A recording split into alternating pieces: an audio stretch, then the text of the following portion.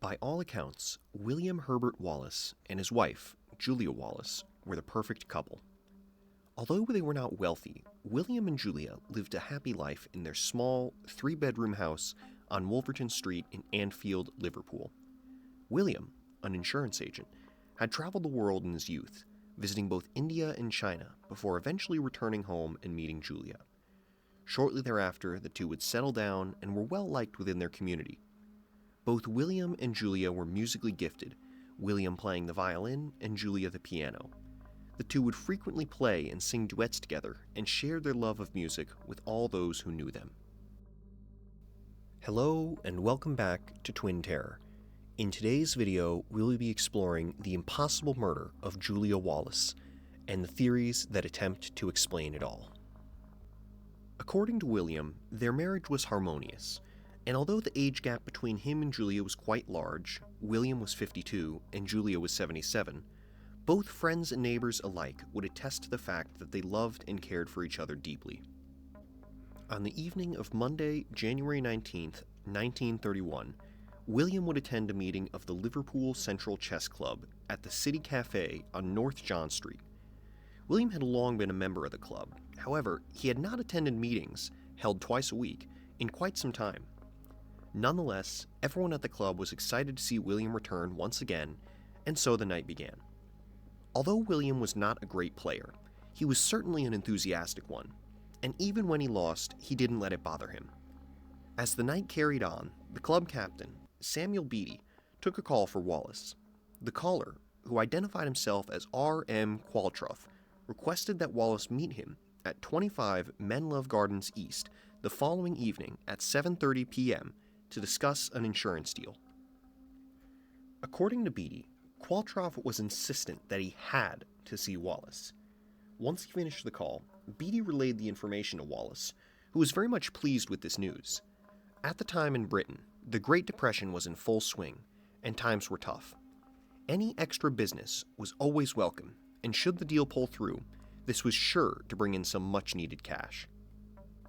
The following evening, Julia had prepared dinner, and the two sat down to eat. Over dinner, Wallace had explained that he had received a call last night, and he would be going out for business, but he would be returning home as soon as possible. So, after the couple had finished their dinner, Wallace put on his coat, kissed his wife goodbye, and headed out. At 7:15 p.m., Wallace boarded the number 4 tram and set off for Menlove Gardens. During his trip, Wallace spoke with the conductor and ticket inspector, telling both of them that he was going out on business. Although curious as to what type of business could require him to be out so late in the evening, they eventually arrived at Menlove Gardens West, and Wallace disembarked. Upon his arrival in Menlove Gardens West, Wallace spoke to a woman and asked for directions. Although he was generally aware of the area, Wallace was not familiar with Menlove Gardens East, and figured that the local residents might be of help. Unfortunately, the woman replied that she could not help him, and so, thanking her, Wallace moved on.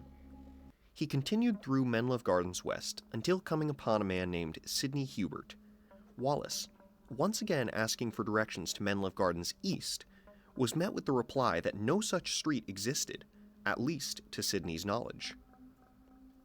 Although becoming increasingly discouraged and skeptical as to whether or not Menlove Gardens East even existed, Wallace really needed the money, and so, once again, he thanked the man and moved on.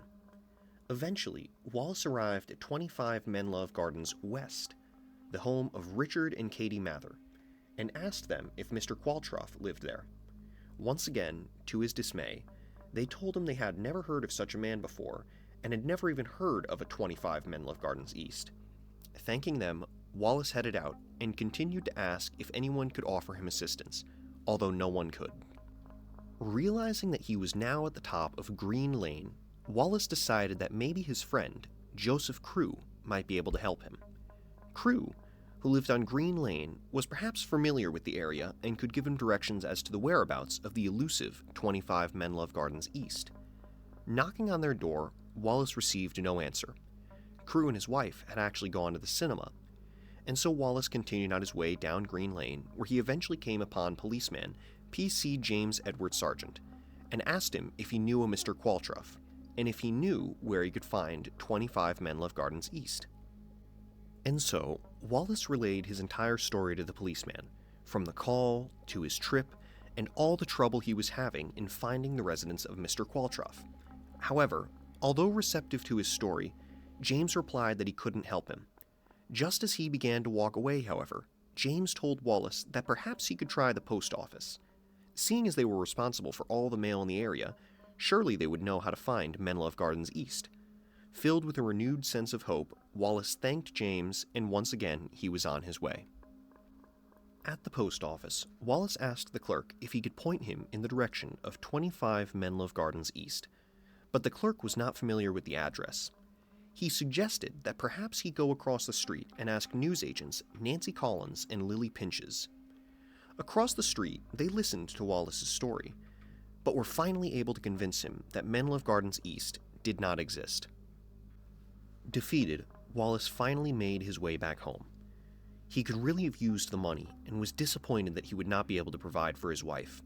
At 8:45 p.m., Wallace finally returned home, only to discover that both the front and back doors were locked. Normally, this would immediately have set off an alarm in Wallace's head, but after such an exhausting evening, he didn't even think twice about it.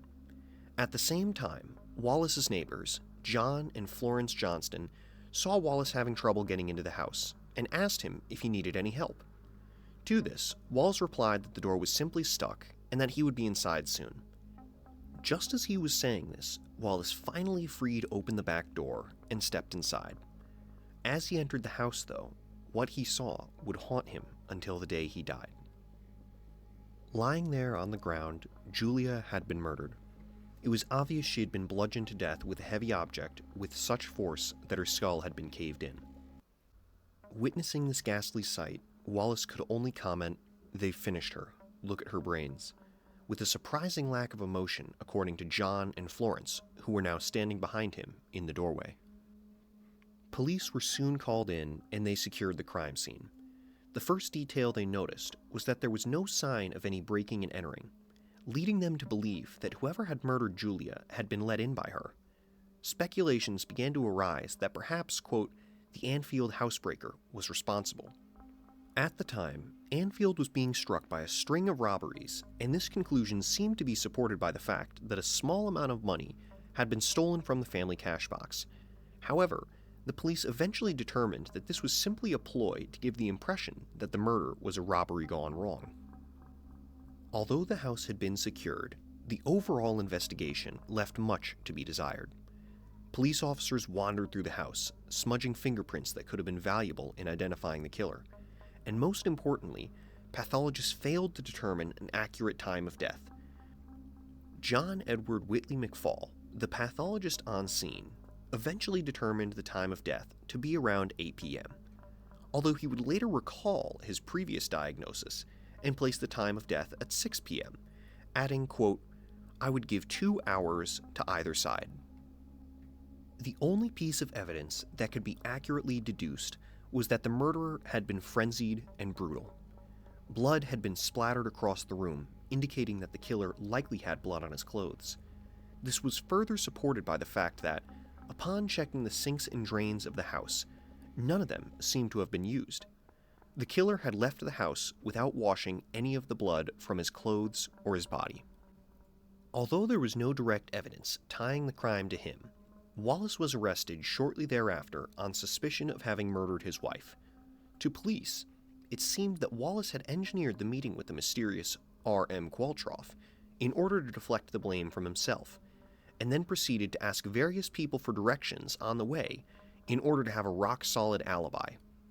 Investigators also questioned as to why William had claimed that the back door to his house had been jammed, but the moment witnesses were behind him, the door was magically freed. Furthermore, after moving the body, it was discovered that Julia had been placed atop a raincoat. Police speculated that perhaps Wallace had worn the coat to shield himself from the blood splatter, and that once the deed had been done, changed back into his regular clothes.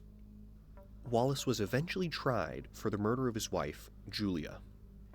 At trial, all of the evidence put forward was highly circumstantial, and the prosecutors could not name a motive. Nonetheless, the trial lasted only 4 days, and the jury had reached their verdict after only just 1 hour. Wallace was guilty of his wife's murder and was sentenced to be hung on the gallows. 1 month later, Wallace would become the first man in Britain to have his conviction overturned on the grounds that it could not be supported by evidence. Although a free man, Wallace would live with the suspicion that he had been his wife's killer for the rest of his life. He died 2 years later at his home on Mersey River. Many attribute his early death to the stress and heartbreak surrounding his wife's murder. Wallace would be buried next to his wife.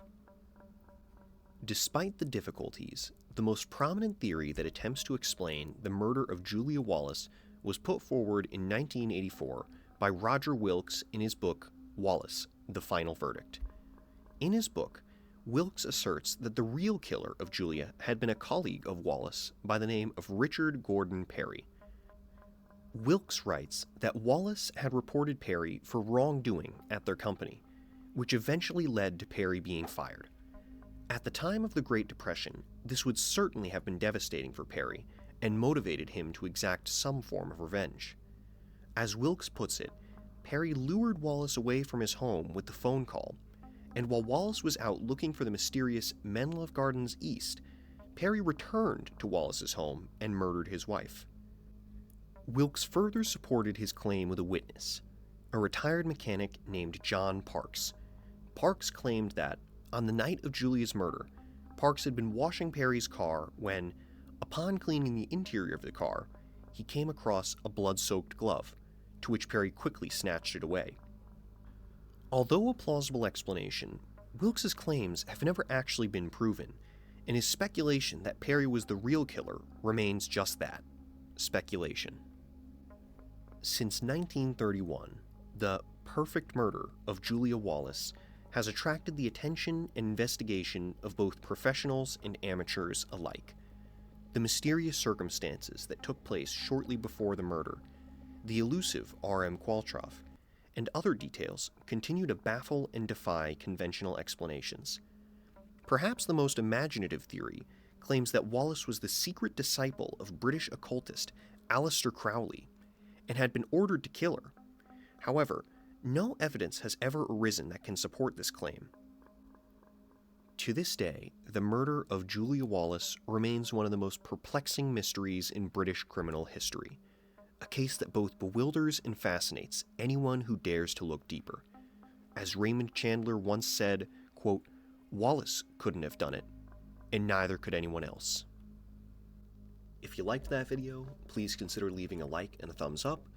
And if you have any suggestions for future videos or ways that we can improve, please leave them in the comments below. With that, thank you for listening, and I hope to see you in the next video.